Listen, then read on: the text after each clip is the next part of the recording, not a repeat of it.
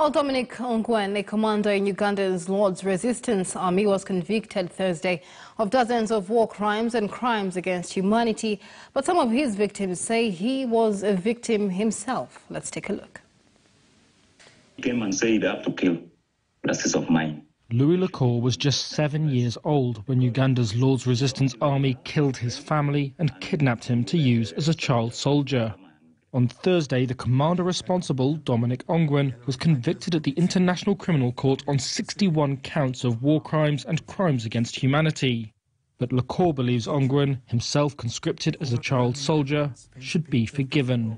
He was being adopted and he was being tortured. The family members were being killed, like the parents.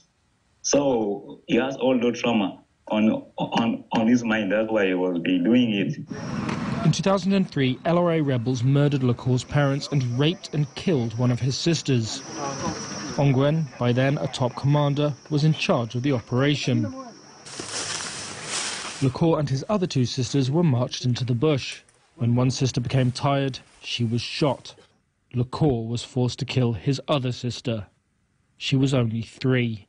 When I refused, they beat me, they tortured me, and they said they were going to kill me if I did not do it. So I have no option but to do it. After 8 months, he escaped, but his nightmare is one that echoes across tens of thousands of other children kidnapped and forced to become fighters and sex slaves. Raping women, that was their job, and killing people. Sylvia Nakut was also abducted by the group, led by fugitive warlord Joseph Kony. She says she was raped by more than 100 men and gave birth to a son she doesn't know if she will ever see. But she too thinks Ongwen should not have been convicted. It's really sad that some of the people who are paying consequences, like the crimes he did, are the people like Ongwen was not supposed to be convicted, to me, although I'm a victim.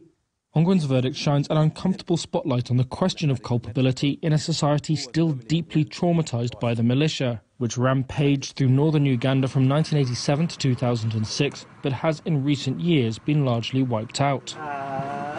For the International Criminal Court, Ongwen's guilt has been established beyond reasonable doubt, and the court ruled he had committed atrocities of his own free will. It also noted that Kony has evaded justice for more than 15 years and called on countries to help secure his arrest.